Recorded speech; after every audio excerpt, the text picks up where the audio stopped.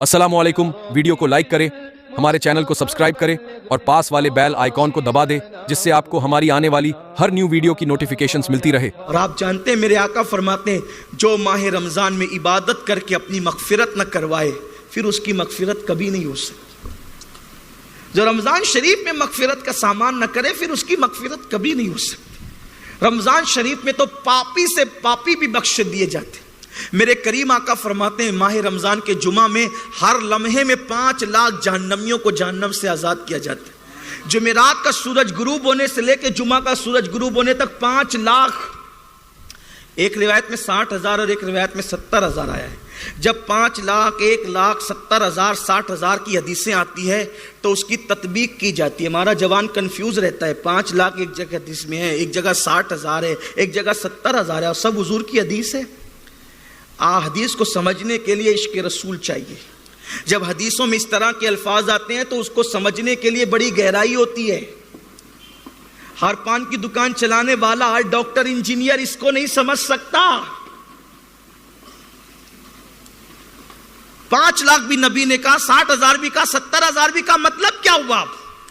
आप नहीं कहते मैंने 100 बार तुझे कॉल किया, तूने मेरा फोन नहीं उठाया। 100 का मतलब क्या?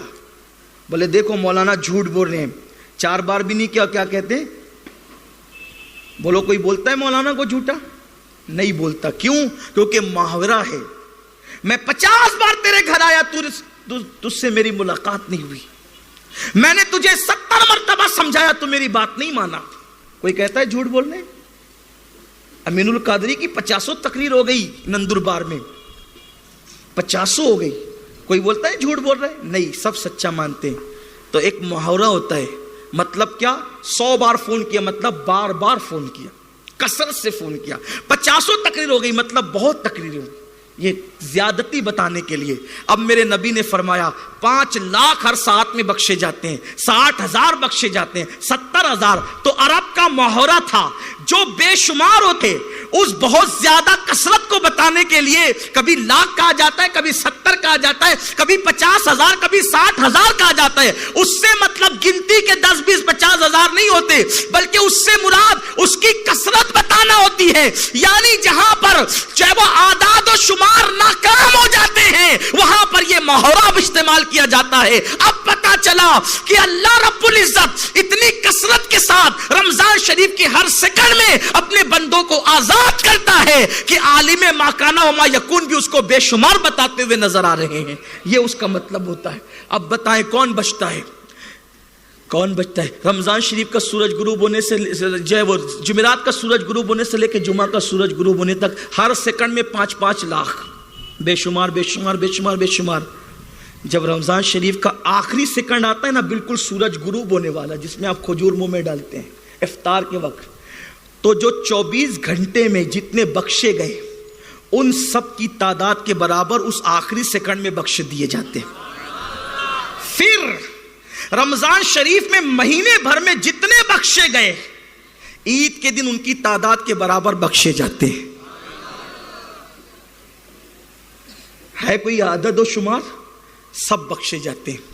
लेकिन वो तो बख्शने के लिए तैयार है, हम बख्शिश मांगने के लिए तैयार नहीं। आओ रमजान शरीफ का इस्तेकबाल करें, हराम कामों से बचें, और रोजा रख करके व्हाट्सएप, फेसबुक थोड़ा सा कम कर दें। मैं अक्सर कहता हूं, आज मोबाइल से अपना इतना रिश्ता हो गया, बीवी से करीबी रिश्तेदार मोबाइल, दोस्तों से करीबी रिश्तेदार मोबाइल, माँ बाप से करीबी रिश्तेदार, इतना रिश्ता इससे करीब हो गया। बीवी के पास बैठे तो मोबाइल, माँ बाप के पास बैठे तो मोबाइल, पीर के पास बैठे तो मोबाइल, उस्ताद के पास बैठे तो मोबाइल। हमने मसला पढ़ा किताब, हालांकि बहुत पढ़ा लिखा मैं नहीं हूँ, ऐसे ही मुबल्लिगीन की सोबत में रह के उलमा की जूतियाँ सीधी करके कुछ थोड़ा बहुत सीखने की कोशिश की है, और अब भी तालिबे इल्मों सीखने का सिलसिला जारी है।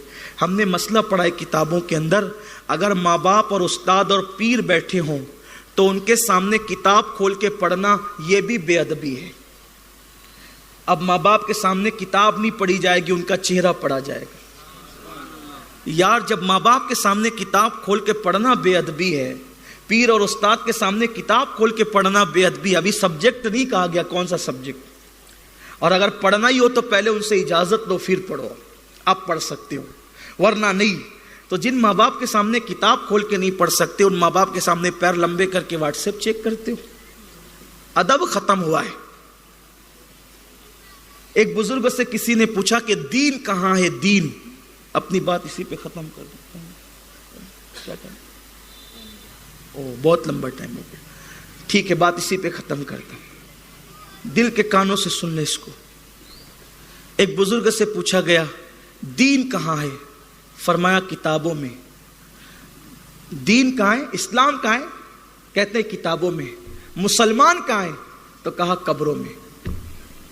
مسلمان قبروں میں چلے گئے اور دین کتابوں میں مقید ہو گیا، اب کیا بچا ہے؟ اسی لیے تو کہا نا کہ وہ مسلمان، یہ مسلمان ہے جسے دیکھ کے شرمائے یہود، جسے یہود دیکھ کر کے شرمائے۔ یہودی آپ کی نقل کبھی نہیں کرتا اور آپ ہر وقت یہودیوں کی نقل کرتے۔ نمازوں میں کہتے ہیں غیر المغضوب علیہم ولا الضالین۔ کبھی سوچا بھی اللہ کی بارگاہ میں کھڑے ہو کے کیا کہہ رہے ہو؟ بات اینڈ کر رہا ہوں، مجھے تو اس قوم پر افسوس ہوتا ہے جو اللہ کی بارگاہ میں کھڑے ہو کے جھوٹ بولتی ہے۔ ارے جو بازار میں کھڑے ہو کے جھوٹ بولے میں ان پہ کیا افسوس کروں؟ جو سنیما خانوں میں جھوٹ بولے میں ان پہ کیا افسوس کروں؟ جو ماں باپ کے سامنے کھڑے ہو کے جھوٹ بولے میں ان پہ کیا افسوس کروں؟ اس لیے کہ میری قوم تو اللہ کی بارگاہ میں کھڑے ہو کر جھوٹ بول رہی ہے، مسجد میں جھوٹ بول رہی ہے۔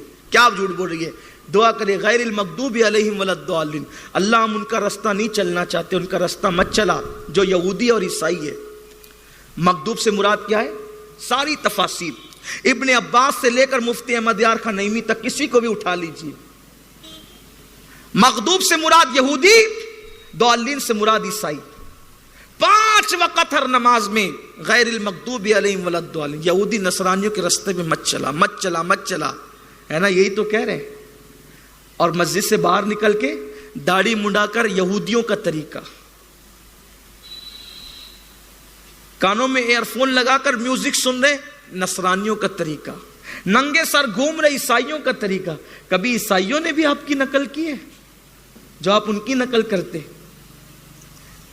کبھی کافروں نے بھی عید میلاد منائی ہے جو آپ ان کے تہوار مناتے؟